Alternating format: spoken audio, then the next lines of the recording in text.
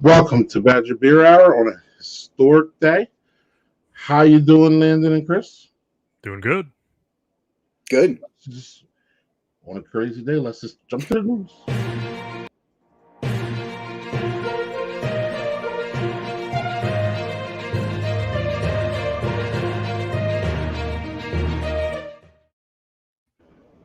Hey, Landon. All right, man. We're going to open this month's news with a couple of items from the Stevens Point area. Yeah, so, most years right around now, we'd be making our plans, booking our hotel rooms in the Point area for the Central Waters anniversary party every year in late January. Well, hopefully next year, right, guys? Let's hope so. Yeah. Central Waters, it should be noted, is releasing its annual anniversary bourbon barrel stout. It's happening on January 30th, and that beer is called 23 this year. It's their 23rd year. It's already sold out. You have to have a ticket, but keep an eye out. A lot of times Central Waters does drop those bottles occasionally at the tap room, kind of pulses them through the years. So keep an eye on Facebook, and yeah. Anyway, that's just the segue. Okay, so I'm going to talk a little bit about Oso Brewing over in Plover. They recently provided a update on their big brewery expansion. This is going into a former Shopko, not too far from its current brewery. If you remember, Shopkos weren't exactly the hugest stores, but they were definitely big boxes. So this is a big space, 30,000 square feet. 30,000 square feet, in fact. Over the years of covering the beer industry, I've kind of come to this like back of the napkin type of calculation that kind of a rule of thumb more that your max production for a typical production brewery is about a barrel per year per square foot. So there's a lot going on with this building, but also is going to have a lot of room to breathe there. Some of the other stuff that's going to go in the new brewery will be the tap room, of course. We're going to have a large event space, and the Point Brew Supply Store that existed before Oso was a brewery. That's kind of how Oso got its start. Was Mark and Katina Botera opened this Point Brew Supply Store, and that's still going, and that's going to have a space within the brewery now, or within the brewery building. And of course, they're going to have a big barrel aging area.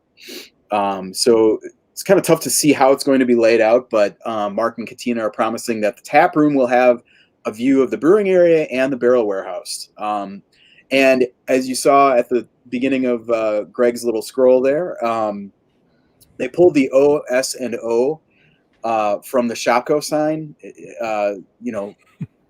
Retail nerds in Wisconsin will recognize the Oso, those letters, as from a Shopko sign.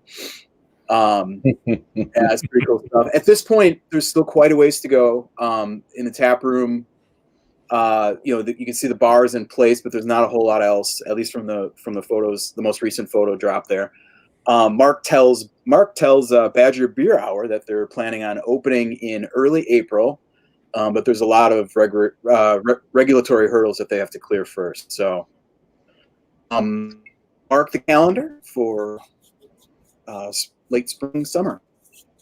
And this is of note, Oso is not the only brewery in Little Plover anymore.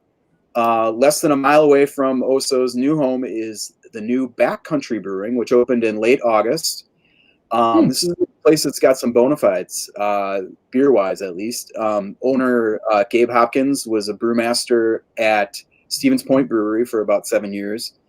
And this little brewery, Backcountry Brewing, is sharing a warehouse space with an axe throwing business. So you can get your beers and throw your axes. That sounds like fun.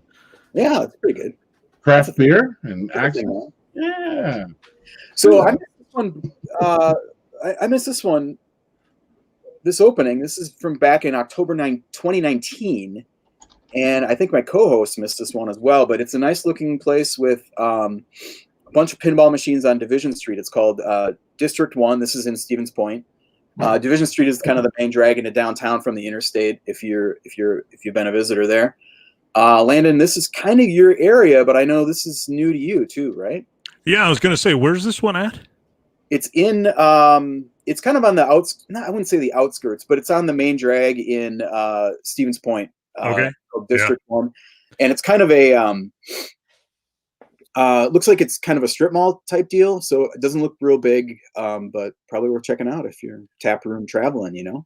Yeah, I'd love to be taproom traveling again. I haven't done a lot of it since last February. So it's an itch that needs to be filled soon. It's been a bit. Yeah. There's another opening on the way in the Milwaukee area though too, right, Chris? Yeah, indeedy. Good City Brewing, which distributes its beer across Wisconsin. You probably heard of them. Announced recently that it's opening its third public location. This one's in Wauwatosa. This spot is in a pretty new cluster of restaurants in the retail center called the Mayfair Collection, right near I-41 on the west end of town. It's taking over a big space formerly held by ABV Social, which was kind of a beer, I guess, oriented restaurant. And Good City's going to have a full menu there in addition to draft offerings. So the full deal. There, curry fries and lots of good food from Good City. But they're not going to be brewing at this location. They're going to keep that downtown or over on the east side. That east side location on Farwell Avenue was the original Good City in 2016, and they opened a tap room and pilot brewery in the Deer District across from Fiserv Forum in early in 2019. So they were open for a little bit before the Bucks had their big Eastern Conference Finals run that year. Yeah, that's the Good City deal, Landon. Yeah, excellent. So last month we mentioned Project Hope in the news segment. This month there's another pandemic-related collaboration to talk about as well. Yeah, this is a project too. It's called Project SOS, which is standing for Save Our Spots. This is the brainchild of Three Sheeps Brewing in Sheboygan, and Third Space in Milwaukee and Youngblood in Madison are both collaborating on it. So it is a beer. It's a hazy IPA with Belma and Talus hops, which should make for a pretty interesting profile. But the cool thing about this one is that it's being canned and sold only to restaurants and bars as a way to encourage people to, kind of looking for this hypey beer to go and seek it out in those establishments, rather than going to a bottle shop or going to the brewery and tap room to grab it. And the hope is for Grant Pauly, the owner of Three Sheeps, is that that they would grab a meal or have a couple other drinks there too, and kind of give a lifeline during these dark times for on-premise outlets. This beer was packaged actually today, so it should be available next week. And I'm sure you're wondering, where can I go to support my spots? That's going to be that list of locations where you can get it. It will be available on the Three Sheeps website next week. So very cool thing. Greg, do you have the I sent you the label? Can you flash that? Pretty styling. Yeah. Look at me. I'm going to go on to the next. Speaking of Three Sheeps, there is some kind of less upbeat news to report here. We told you back in I checked this, our very first Badger Beer Hour in June, about the fantastic barrel-aged stout, The Wolf. There she is. Yep. Oh, Operation SOS. I might have gotten that wrong. Or it could be an outdated label. This was kind of some under-the-table recon for the Beer Baron here. Back in our first Badger Beer, we talked about The Wolf, which is the awesome barrel-aged stout from Three Sheeps. And they were doing a bunch of variants this year, released at the brewery. Well, last week, an infection in some of those cans. Two of the variants came to light. So this is coconut and cacao. The coconut and the coconut cacao versions. They had a whole bunch of different combinations of adjuncts in those. And that also possibly affected our two batches of Three Sheep pills that were canned in August. I'm assuming that is, that those were the next batches down the canning line. So, if you have any of these beers and haven't drunk them yet, you can find information about a refund on the brewery's Facebook page. The post is dated January 13th. The word from someone who's had these affected these beers is that they're not particularly off at this point. So you might consider just opening it now. If you have one, definitely open it now, pour it, and see how it's drinking. Obviously, this is a huge bummer for them, but kudos to the brewery for taking the complaint seriously. This surfaced in a Facebook group for their Barrel Society membership program, and it's like a closed Facebook group. And somebody posted, "Hey, this doesn't seem right."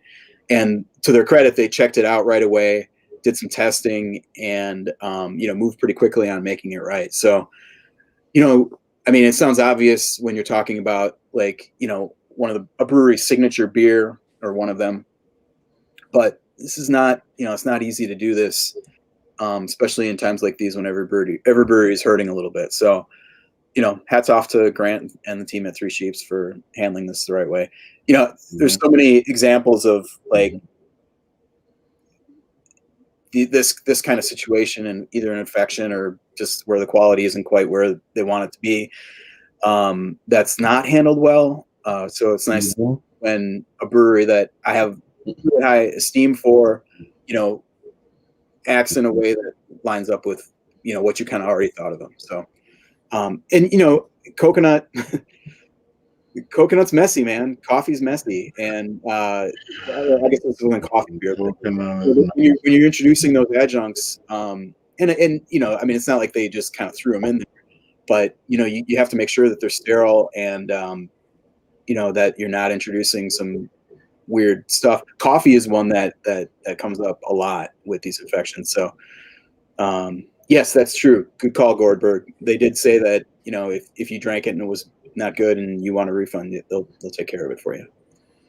Good times. And you're right. It's really important that they handled the afterwards better, because I've seen some complete disasters as far as brewers getting online and starting to argue with people. So sure. Yeah, kudos.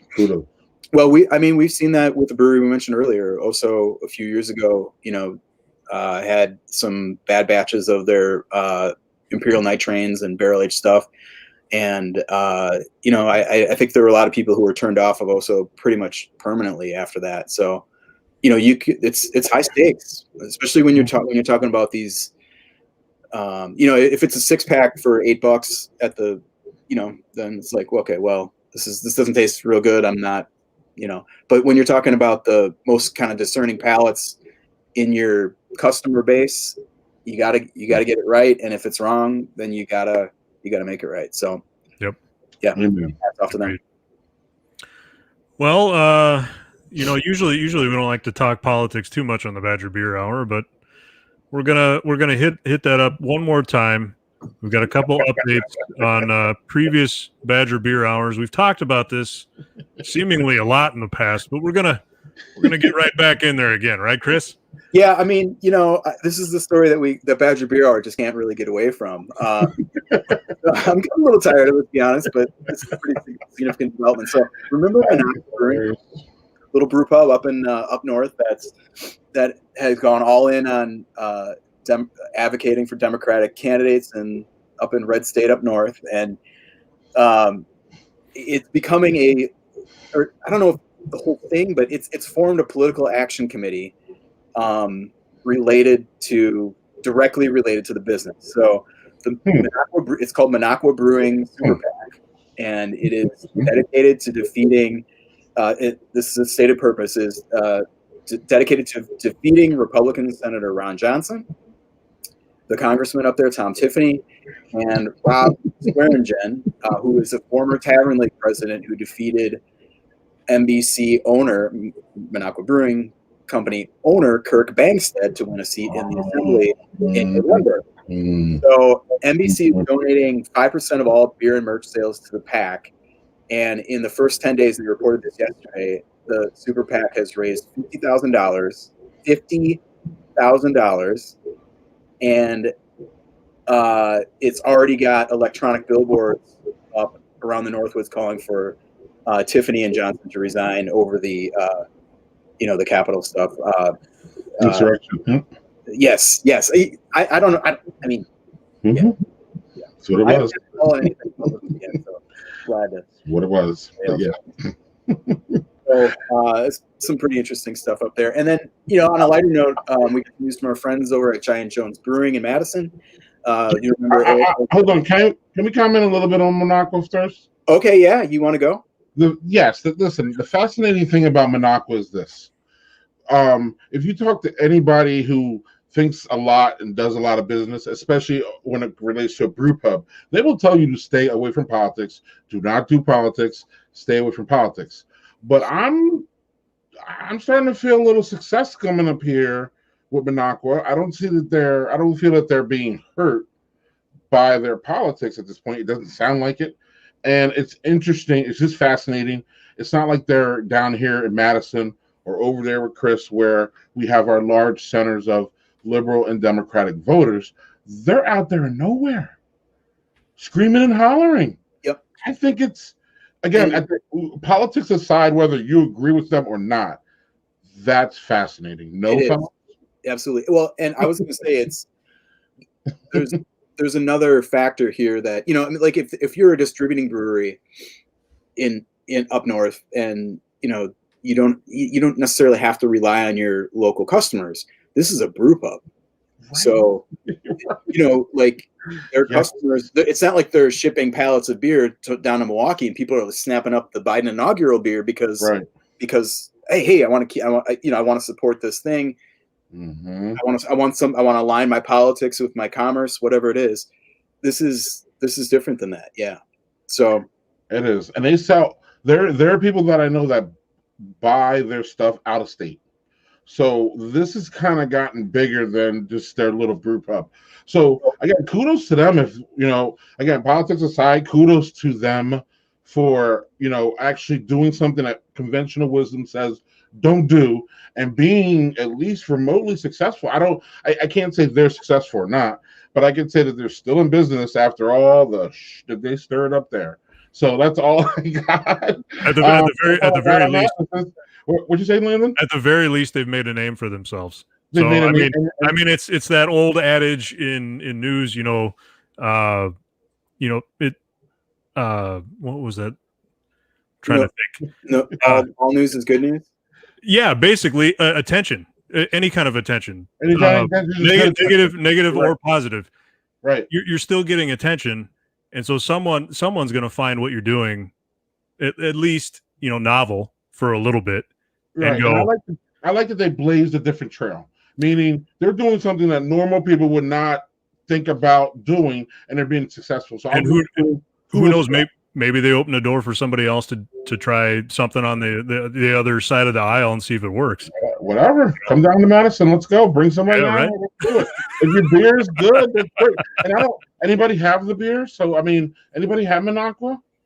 No. I have one. The beer? I think probably I think it was before Bankstead owned it. Okay. I think he's got a brewmaster. I'm not sure how long he's been there and stuff, but it was, fine. Yeah, cool. Okay, I wanted to. It's fascinating, and that's why I'm glad to keep putting it in the news. Yeah, absolutely. I mean, it's kind of timely. Yeah. So I'm done. All right, so back to Giant Jones. Greg, you mentioned this one to me. I'm glad you did. You remember that Erica and Jessica Jones, co-owners and brewmaster, came on to talk about cookie and beer pairings last month, and now the brewery is doing a cookie fundraiser to benefit Harambe Village, which is a collective of birth professionals in Madison that is working to dismantle racial and economic disparities in childbirth and early education issues. So pretty good cause. For $60, you get a box of 21 cookies. These are professionally baked treats made by restaurants and bakeries, around Madison. Mm-hmm. And for an extra $20, $80, you can get the same cookies plus 4 bottles of Giant Jones beer selected to pair with the cookies. I'm in. Already bought it. And you can check that out at giantjones.com/cookie grab. Greg, you can put that URL up there. Yep, and and if you go to Giant Jones' website, they have a big logo up there that says Cookie Grab. Yep, it's on the kind of the menu at the top there. Yep. So check that out. That's awesome. Giant Jones and the Cookie folks. Yeah. Harambe Village. And that, folks, is the Badger Beer Hour news for January. It sure is.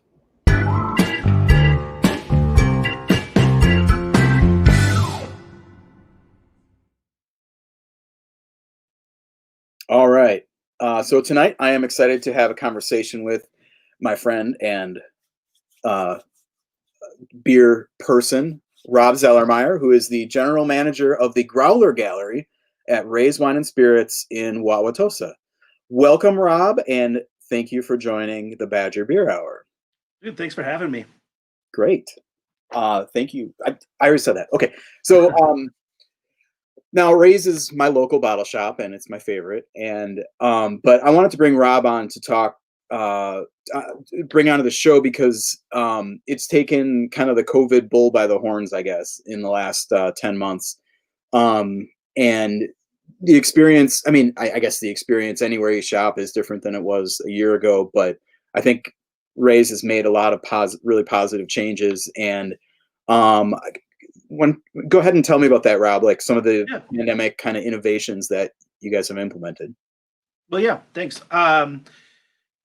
We recognized the issue right away and thought that most importantly, we didn't want to be a victim to the situation, but use our creativity to try to embrace what we do well and reinterpret it for the situation at hand. And for Ray's, not the biggest shop in the world, family-owned independent store, service has always been what motivates us. And so that's what we examine, how we could provide service in the COVID period of time. And so it meant right away offering a curbside concept. And as quickly as we possibly could, with a learning curve, we added a online shopping capability for our store that dovetails into our curbside service, as well as, of course, limiting the number of customers that we have in the store at the time. The curbside, the phone, the online, it balances so that we can be sustainable. Mm-hmm. To me, the online thing is pretty amazing. Like, I know that this exists. Like, you've seen a lot of breweries implement, online ordering and, for pickup or whatever it might be. But to do this for a store that has, I don't want to say everything, but the name Ray's Wine Spirits it doesn't even have beer in it. And it's clearly the best bottle shop in Tosa and really like arguably the best in Metro Milwaukee. And that's based on selection and, kind of curation of all that. But then the wine and the spirits, I mean, you guys have a lot of different offerings, and to find, something that, to be able to go on there and find all these different things, I can't imagine what went into that. I mean, it must have been a lot of kind of work on the front end to get all those SKUs in and inventory and photos. And I don't know. Tell me how that all kind of was implemented. It seemed impossible, to be quite frank. Is specifically the online component. We hit the ground running with our phone ordering, which kind of allowed us to start working on the logistics of how we were going to manage our inventory. One of the things with our beer department we take pride in is keeping almost all of our beer product cold. So how can we deliver? How do we take the orders? Maintain it, warehouse it until you come pick it up in the parking lot, kind of thing. So the logistics came, and we were able to organically kind of learn what worked best for us. But specifically what you're talking about is trying to create a web inventory, accessible to our customers, because for whatever reason they're not comfortable coming into the store, or just the convenience of getting to order at 3 o'clock in the morning when it just seems like a good idea to have a margarita and beer night the next morning. It took a lot. It took a lot of time and a lot of creative and eager teammates of mine really made it happen at a phenomenal pace. Because as you said, we not only cover wine, beer, spirits, obscure cordials, snacks, all of it. The lovely thing is, once it's all said and done, we'll have a live inventory for you, Chris, just the same as I have accessible to me in the store on the back end. Yeah, no more calling to say, hey, do you have this beer in yet? Because if it's in, it's on the site, right? Mostly, we've actually been able to even use the site for some of our beer releases recently. We just did our collaborative release with Third Space Brewery, the Stout State of Mind. We were able to do that through the website. Super Saturday, with our normal holiday release, it came with, again, a learning curve, but we made it happen. And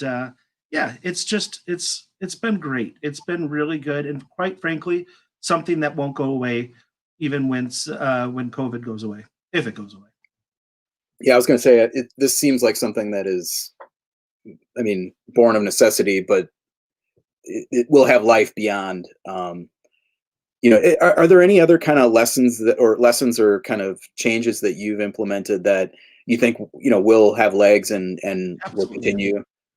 Yeah, the website's one, and there's been a lot of kind of education of our consumers, especially because we don't necessarily service, as you know, in the Wauwatosa area, very young, tech savvy clientele. We have a lot of elderly customers, and it's been hard. So the phone ordering system has been a great to be accessible and a little less intimidating for some. The other thing, to your point, is how we've kind of found that out of necessity, this idea of being a personal shopper for people was created. And that gets back to the idea of Ray's being service oriented first is, if you call me up and you said, I got a hankering for hazy IPAs and the best of your Spanish red wines, and this is my budget, I put my best folks on it. And sometimes people actually have kind of turned it into a game where they just give us a budget and some parameters, and they get kind of pick up their mystery box every Saturday morning.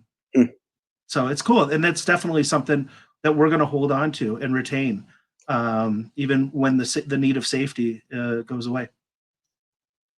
Yeah. So, before the pandemic, your title, or I guess it's still your title, is Growler Gallery General Manager. So the thing about Ray's is that it has this Growler Gallery, which is kind of a taproom style bar above the store that had, how many, is it 8 taps or 6? We have 8 taps. 8 taps, yeah. And 8 taps in the bar, but then we have another 4 taps in our event space. Okay. So, obviously that's all shuttered. Yeah. And it has been since March 14th. I can hardly remember a date in my life, but unfortunately I remember that day. And it's kind of, it's hard to kind of cut off a couple of your resources there, not just the Growler Gallery itself, which is a very event-based bar, but also the our event room where we would host a myriad of wine, spirits, and beer classes. And it's kind of sad. We've tried to create a culture around the neighborhood, we call it, and that bar and that event space is an extension of that's been lost, but we're kind of tiptoeing back into it with some virtual events now, and starting to stretch those muscles. Yeah, that was one thing I was going to ask about. Is that, you have a lot of kind of educational. I don't know, educational sounds different, but like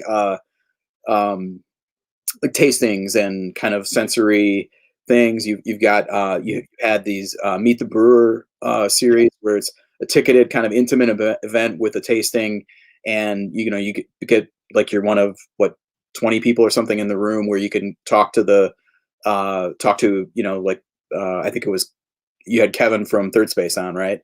For one of We them. did. Yeah. Yeah. So I mean, these kind of close-up interactions with, these stars of beer, basically. And some of that has started to go digital. Can you tell, like, what kind of events have you hosted with that, and how have they gone? Yeah, well, they've they've gone great, and I really appreciate you having me, because I don't do a lot of Zoom meetings and things for my work. So doing these virtual drinking sessions are great, and that's one of the things that I found that I love doing the events now the most is I'm getting to drink with my friends again and some strangers Yeah. virtually. And so yeah, we did one with Kevin Wright from Third Space. That was again centered around our Stout State of Mind release. We've also did one promoting the local group of Movember beer reps, the beer buds there, and that was a good time. My first one was me toggling between 7 different guests on my show, and that was interesting. But we pulled it off well with my coworkers' help, and then just did one last week with Jim and Marty from Revolution. In addition to the beer, we've done some wine ones, and we actually have cocktail ones as well at Raise TV on YouTube, and they're great. It's just really good getting the community together again. Craft beer is so much about community. That's one of the reasons why our shop decided to open up a bar in the first place, attached to a liquor store.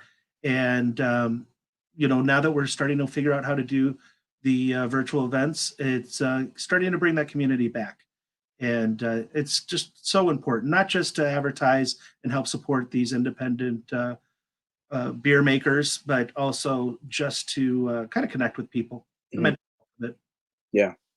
Well, you mentioned I see you're wearing some swag from the Yeah.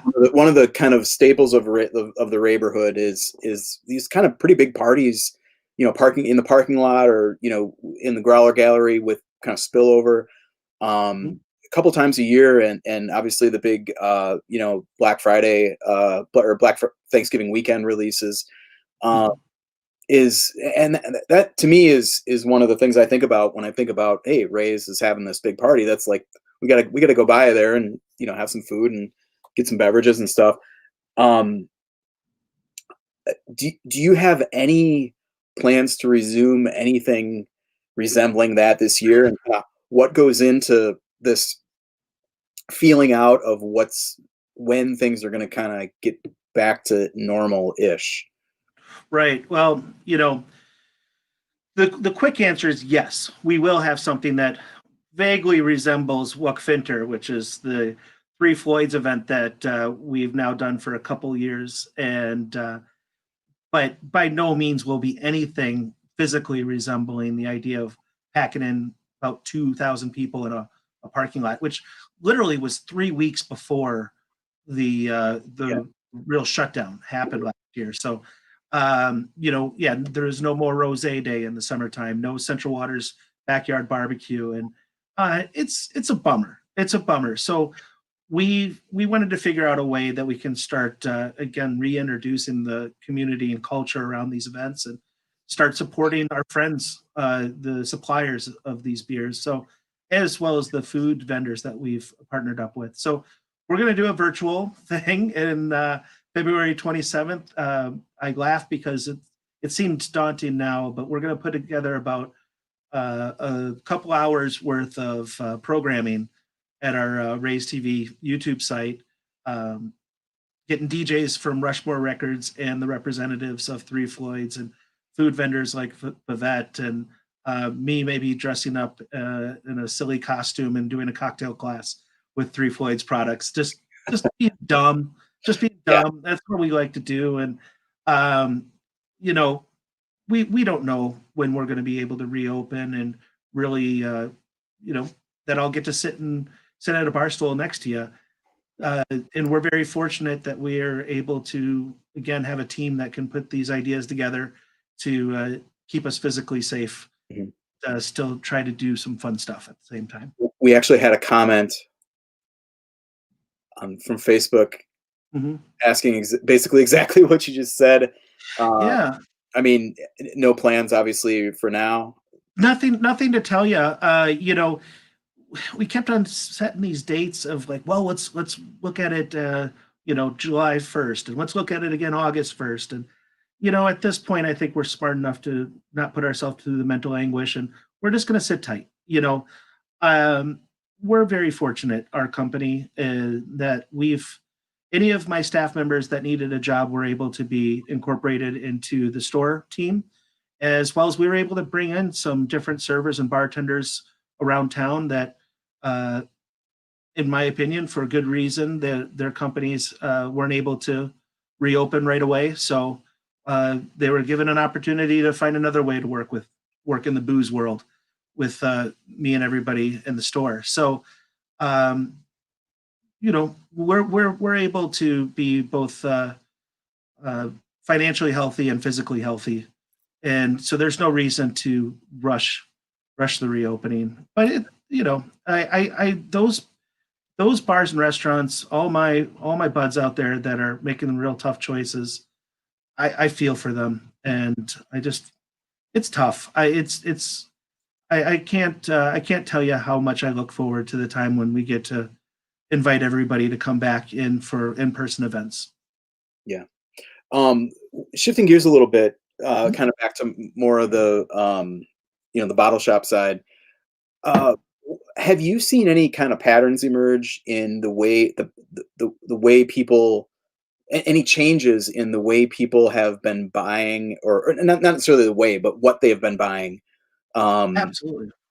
in since COVID? Yeah.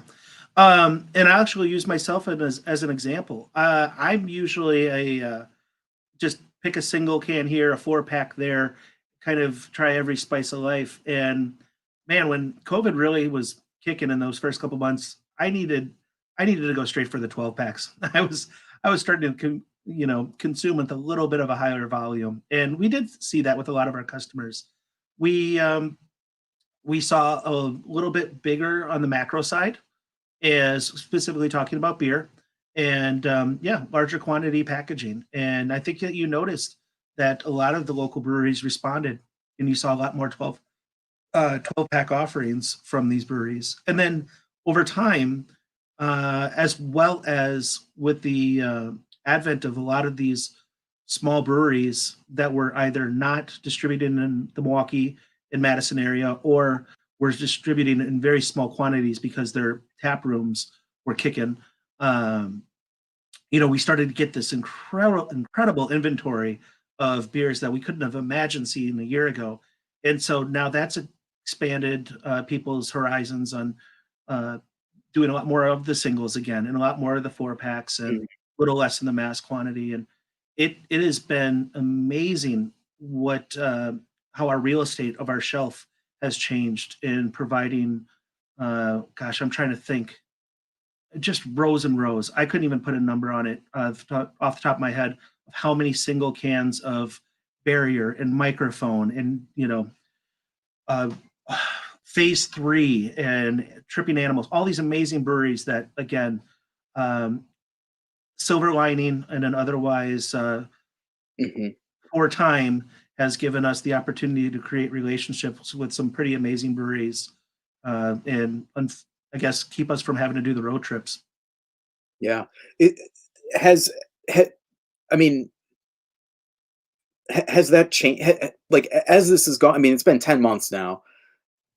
Are we still buying the big multi packs? Are we still, you know, has that kind of like, okay, things are kind of, at least drinking wise, back to normal yet? We're shifting back a little bit off of those big 12 packs, 30 packs and stuff. Uh, you know, I I've gone personally back to buying my 4-packs and my singles, and trying to get a little more variety and all the different spices of life again.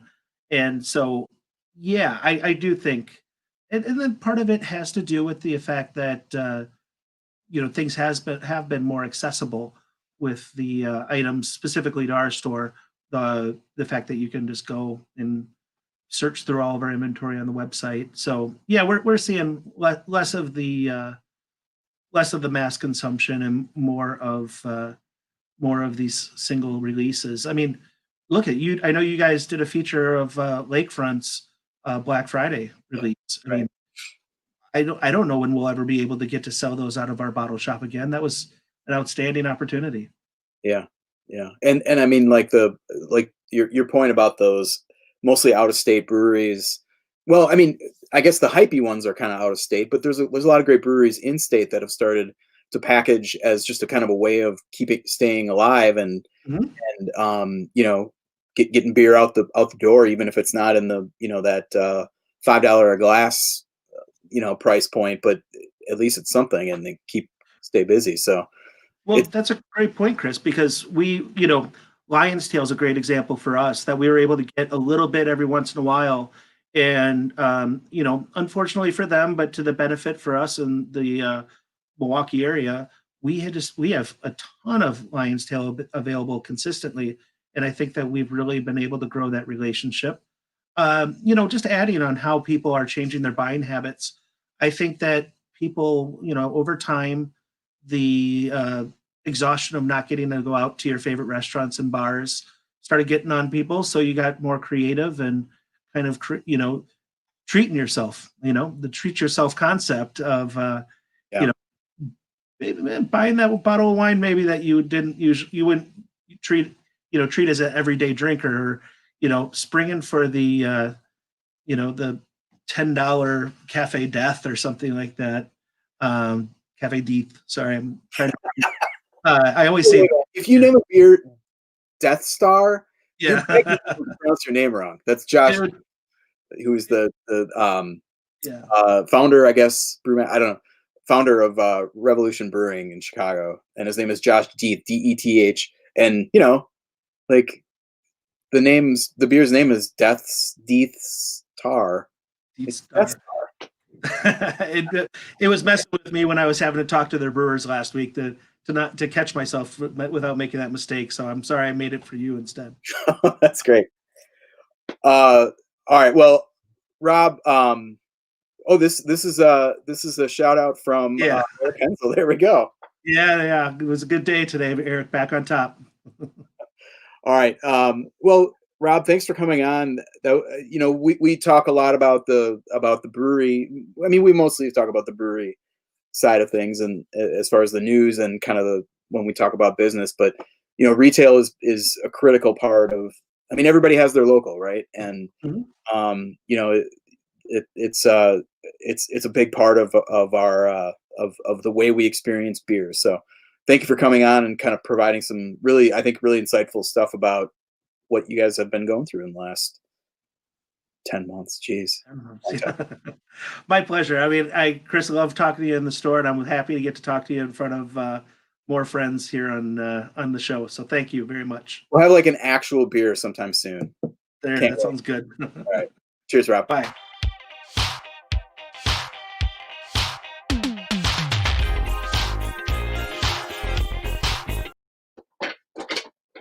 Oh, hold on. Getting my beer spotlight. There we go.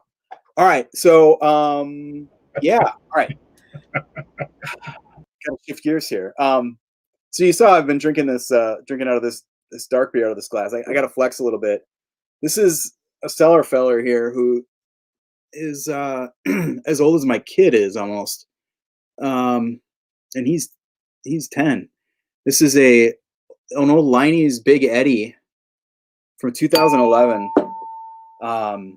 Russian Imperial Stout. Drinking great. If a 10-year-old beer tastes this good, I'm gonna start putting everything away for this long. But we're not here to talk about that. We're here to talk about new beer, not that new actually, from Ale Asylum. This is there it is, Apocalypse Bingo Murder Hornet Pale Ale. So this is from Ale Asylum in Madison.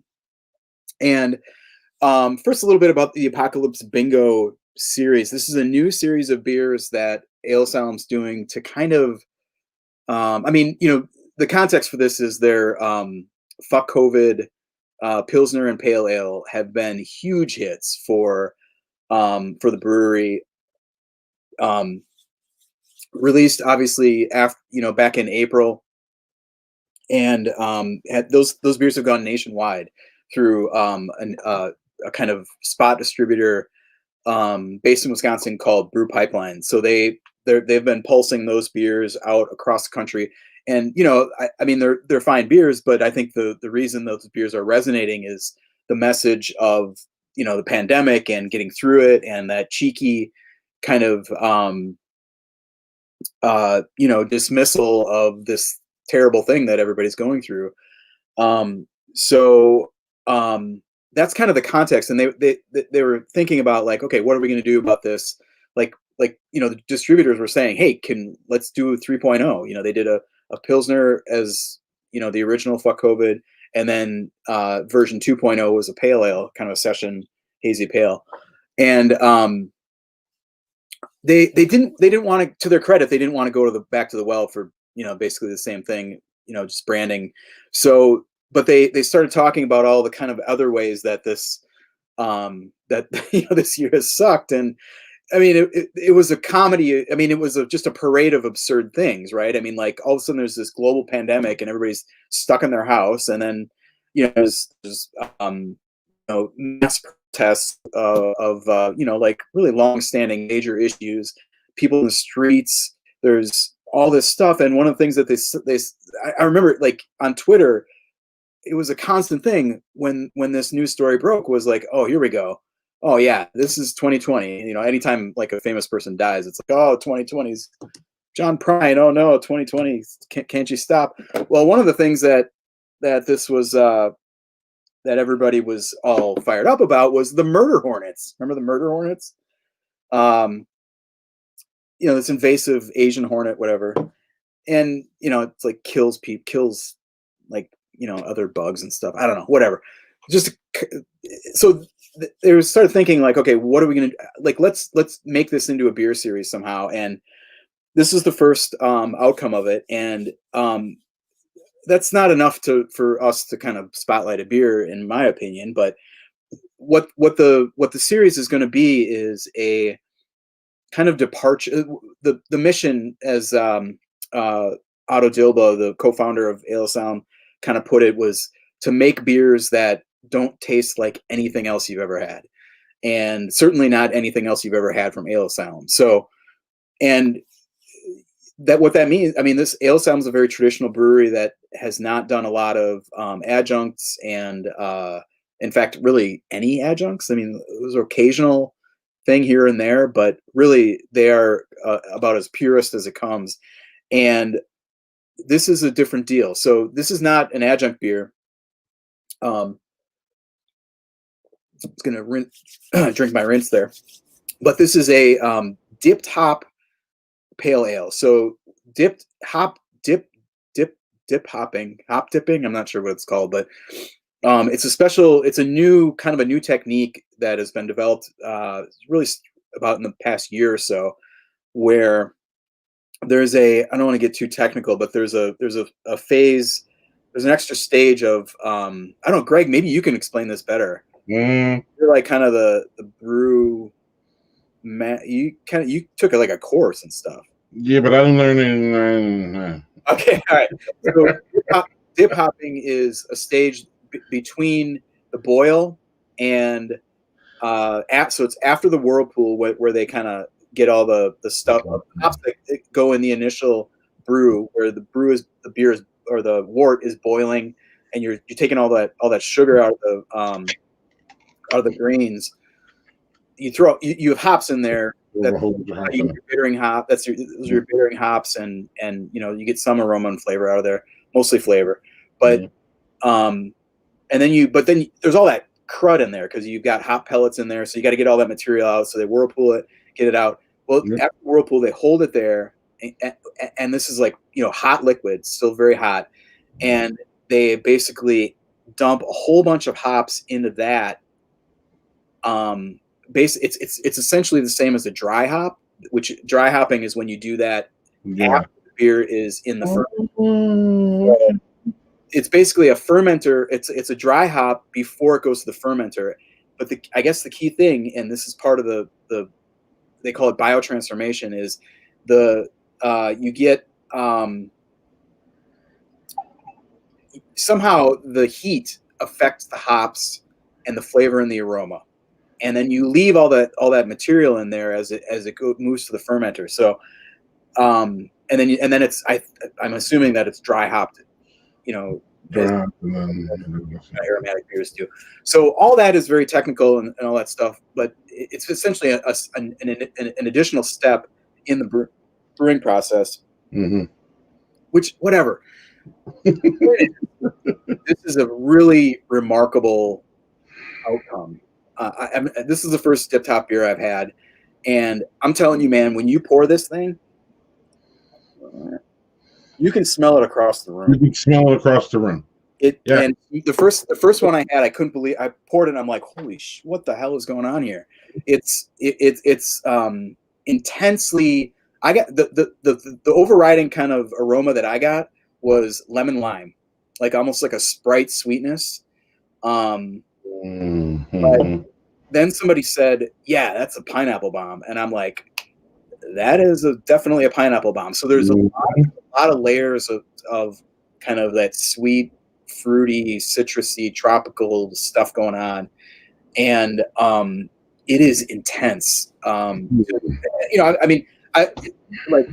Mission accomplished for Ale Asylum because this is a beer, and this can is it's 2 months old now. Mine was canned in November 19th, and it's still super intense. The hop flavor is great. It's not for everybody. There's a couple of friends of mine who are like, yeah, I don't really dig on that. But I think I don't think that's in the execution. I think it's just that they don't like these super kind of juicy, fruity pale ales. So, Greg, I want to hear what you think about this. The citrus and the pineapple are defined. You hit it on the nose when you talked about. I clicked open this beer, and it was just like a rush of like pineapple and citrus. It's a beautiful smelling beer. It's a fantastic. Oh man, this came out in November. In the spring. Oh man, and it has so many hops, but it's not a hoppy beer. My buddy on my Friday stream, Doug, I think would really like this because it's not like a hop bitterness that's slapping you in the face. It's really well rounded. I, as someone who doesn't write for beer, or I'm a big beer drinker, obviously, and I'd like to try everything that you have. Ale Asylum to me comes off as an IPA house. I've always said this about them. They've always have, especially their variants. They're always doing IPAs, and that's not a bad thing. But this is different than anything I've ever tried from them, and they've been doing IPAs forever. It's just fantastic take on. They call it hazy. I'm not sure where that is, but mine's a little hazier. Whoa! Yeah, and mine. I looked at mine. I just picked up at the brewery. You have the same canning date? 3 days ago. I have this says 12/23. Okay, yeah. Mine is mid-November. So I mean that's pretty long in the tooth there but I think with something like this, especially something new, a little batch variation is not unexpected. But what are the hops again? What's that? What are the hops again? Oh yeah, I think they are on. Nope, they're not on it. Stand by. Fill some time. Yeah. It's a blend. Denali, Trident, and is it Artica? So I would have said Sabro on this, but it's not. I don't think so. It's not.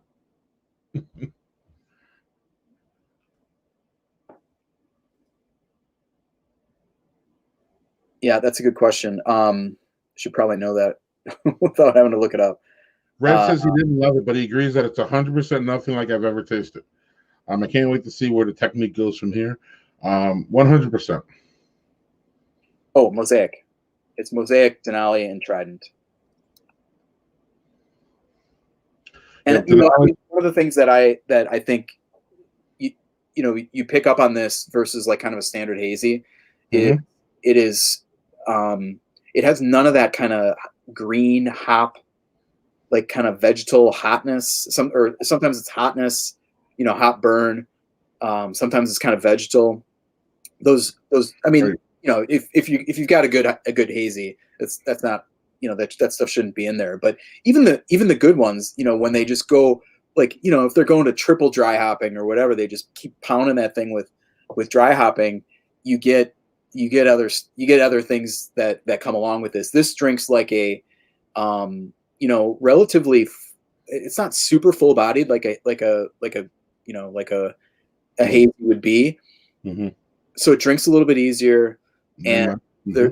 it just doesn't have those kind of. I mean, I think all those things exist in super hazies, kind of a matter of course, and it's just a question of how much do you like the juicy and the hoppiness, versus that drawback. And everybody kind of has their own balance point on that.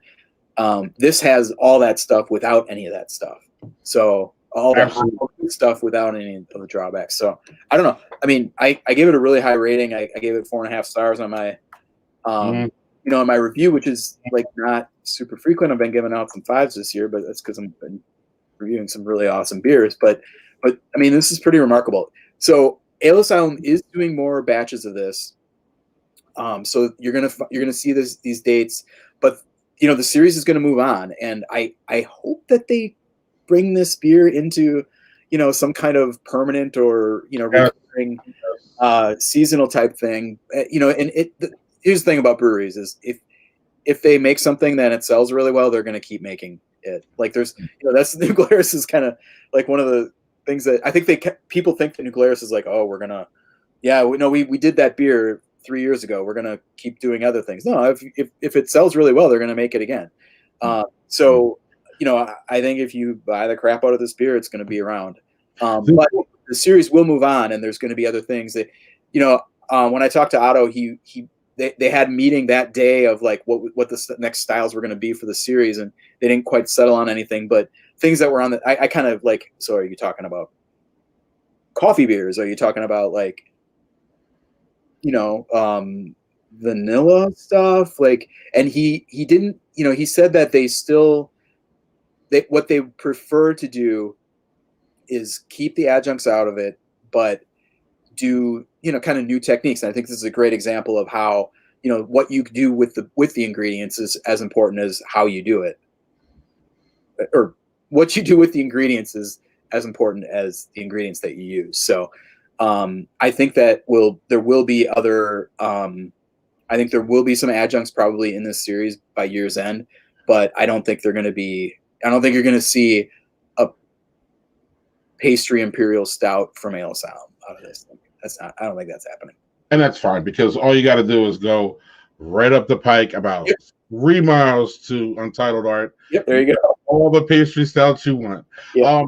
So on that note, I wanted to say, though, I think this one's going to last, Chris. I'm going to give a prediction. I think this one's going to end up either coming back as a seasonal, and the reason is because it offers a wonderful contrast to the rest of the IPAs. When you walk into Ale Asylum, you see a whole bunch of IPAs, and really, respectfully, they're all really good. Venetian Habit, Hopalicious is not an IPA, but you know what I'm talking about. And I think this offers a really great contrast. So now we're going to bring on Landon so he can talk about his beer spotlight, because your beer spotlight was Murder Hornet. I went and jumped on it, and we also have to mention, I know you want to mention this, the price point is $7 for a 6-pack. Right for the brewery. I don't know what they're doing retail on this, but you go to Ale Asylum, you're in Madison, 7 for a 6er of this quality. It's just great.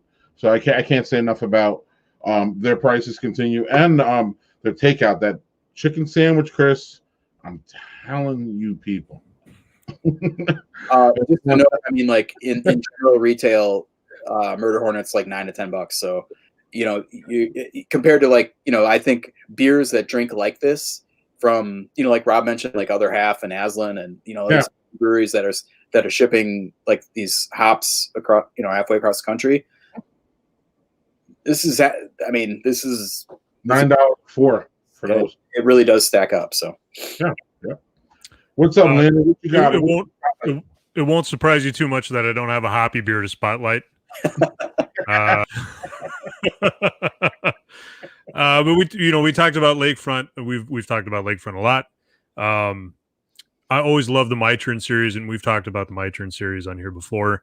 We don't always get all of the My Turn series here in Eau Claire, but typically we get most of them.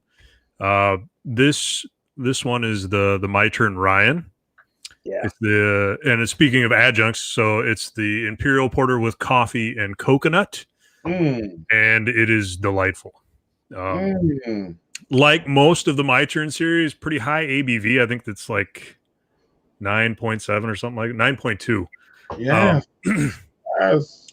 So that it'll get your motor running, but I think those coffee beans are barrel aged too. I think it's so there's a little bit, you get a little bit of that character too. Rum barrel aged coffee and shredded coconut. Yeah.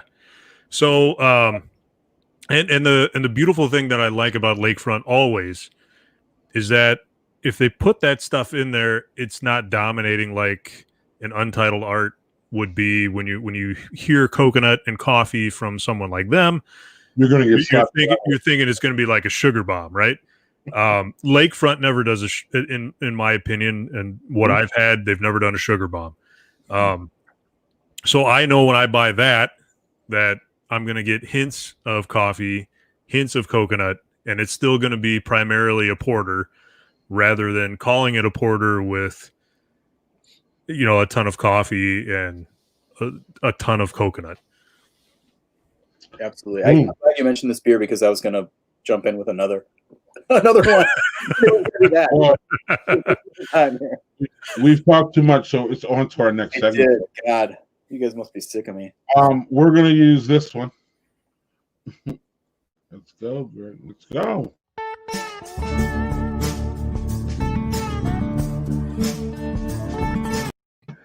So while we still aren't on the road for obvious reasons, Landon, we would like to take the time to spotlight some of our favorite bars that are close to us, literally and figuratively, that we are not able to go to, or they are closed, or so we want to access them. When Chris talked extensively with Ray from Ray's.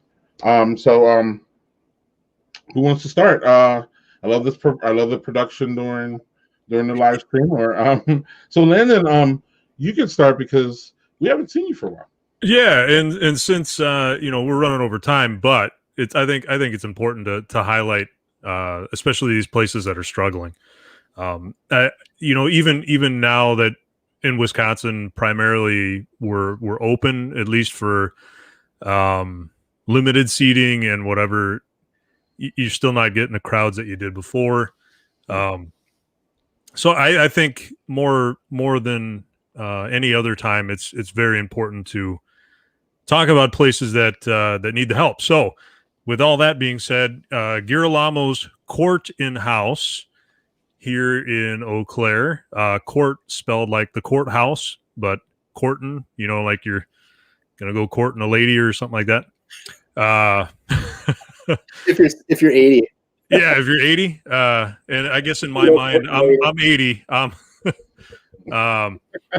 Sorry. One of my favorite places. Fortunately, they've been open. They're open for seating. I'm not comfortable going in there. It's a very tight place. It's what Greg so aptly pointed out, that it was a dive, and it is a dive. But I love dives. It's some of my favorite places to go. They still are cash only. I mean, they have an ATM in there if you want. Make some of the best Bloody Marys that I've had. And one of the greatest things that we've been able to do is we still get food from there because they're still doing curbside. And while you're waiting for your curbside, they bring you popcorn. So, yeah.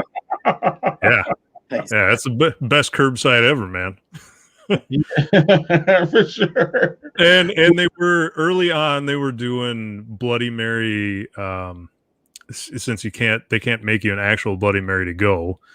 They were doing their Bloody Mary mix the way that they mix, all of that. They bottled it up and then they would give you, you know, like rail vodka and stuff to go.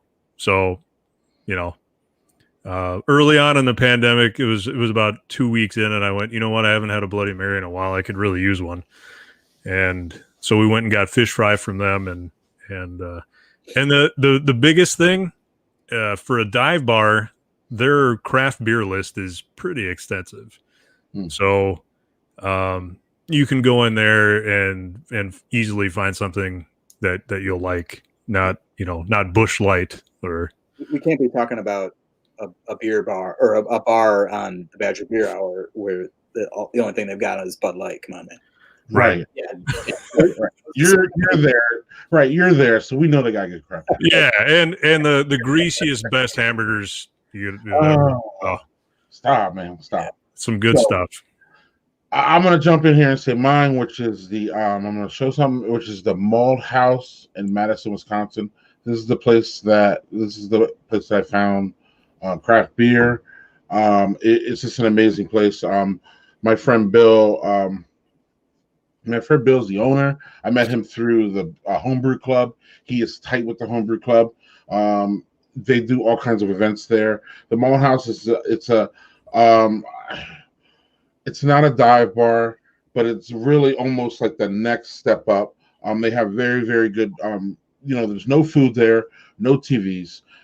Bill brings in a TV for the Packer games, but otherwise he wants, it's one of those places where they want you to connect to people. They want you to talk to people next door, so they don't want many cameras or not many TVs. It's just a really, really, really great spot. I've met some fantastic people just by sitting there at the bar for hours. Now, the problem with the Malt House in Madison is no indoor seating, nothing. So Bill's doing, let's see, let's show you real quick. He's doing these wonderful, fantastic, and I got to jump in on this one. These boxes here where they put these, he curates, you can see here, a nice little list. And you order through the website. You order through website. I think he's using beer menus. I think he wanted me to shout out beer menus. He's using beer menus. You can go, and then he'll come. You come there. He'll put it. He'll do the curbside drive through for you. And they're also doing a little bit. They're doing like a window, so you can't go in there, but you can order your drinks. And I'm pretty sure they have heaters outside on their patio. They've been doing patio as much as we can here, but somehow he's been hanging on. He's on East Washington. I don't know if you're familiar with Madison. He's on East Washington, prime area. So the rent is high there. And Bill talks about struggling through the winter to get the craft beer week. He's one of the people that started. He was a founder of Craft Beer Week. So if you're in Madison, you can look up the Malt House. Do whatever you can to support them. He supports the community. I don't know. It's just a great thing. The Malt House. So that's mine for this month. Chris? Well, mine is kind of one that I miss more so than one you can support right now because mine is closed. Right. I mean, it's not closed for good, but it's closed for now. And that is Bernhardt's in Bayview, Milwaukee. I don't know. It's hard to know what to say about Bernhardt's because it's just like the perfect bar, basically. Like everything that you love about a bar is what it is. It's dark. It's kind of mysterious. It's a little seedy, but it's not like in a. I mean, like a good seedy. Like seedy. I don't mean like seedy like that guy's gonna shiv me. It's like more like. Like there's kind of like questionable things on the walls, I don't know. Which totally makes sense. Yeah. It's one of the best beer bars in Milwaukee.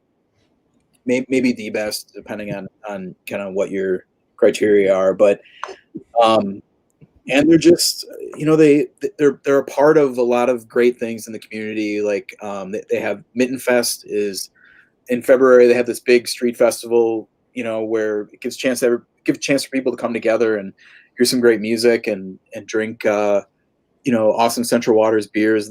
Mittenfest and Bernhardt's is the place, is the genesis of that. What is it? Call Me Old Fashioned, the beer that old fashioned beer that they released last year for the first time.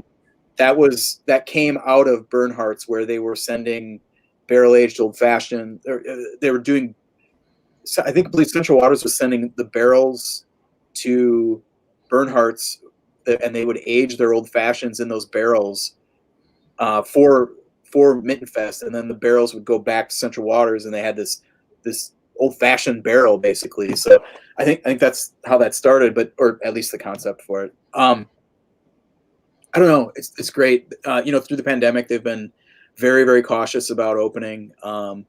And have been, until Christmas, they were doing these kind of markets for local makers and having some beers and stuff, but all, in a safe way. And, I think about the last time I was there, and it's one of those where every time you go, it just feels right. And I don't know, that's mine, Bernhardt's. It's funny. I don't get down there a whole lot. It's in Bayview, which is, a little bit of a drive from my place, but it's so they're not open. So they're not open. What's that? They're not open. They're not open. No, not open right now. Okay. So you can follow them on Facebook and kind of keep. I think when the weather is good, they have some outdoor seating, and that'll I'm sure that they'll be open once the weather's good, but.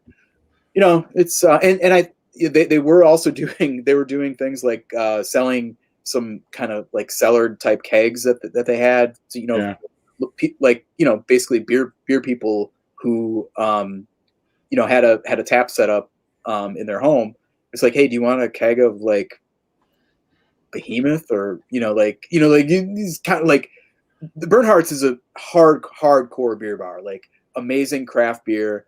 Always, like, if you want the hottest brewery that's new to the market, they're going to be there, and all the great stuff from all the great in-state breweries, they always have it all. And that's relationships and building in.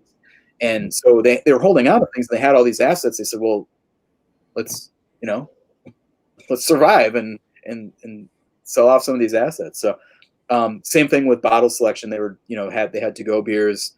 Not open, but you could buy like a 4-pack of Central Waters barley wine or whatever it might be, stuff like that. So yeah, Bernhardt's is mine. See you soon. Excellent. Well, that wraps another episode of the Badger Beer Hour, January 2021. Feel free to call and text us on the Badger Beer Line hotline, 608-579-3050. We haven't heard from you guys there. So. I'll tell you, if you send us a good text or a good call with a question that you want us to answer, or just some feedback or whatever, you're going to get on the Badger Beer Hour. Yes, and we will respond to you too.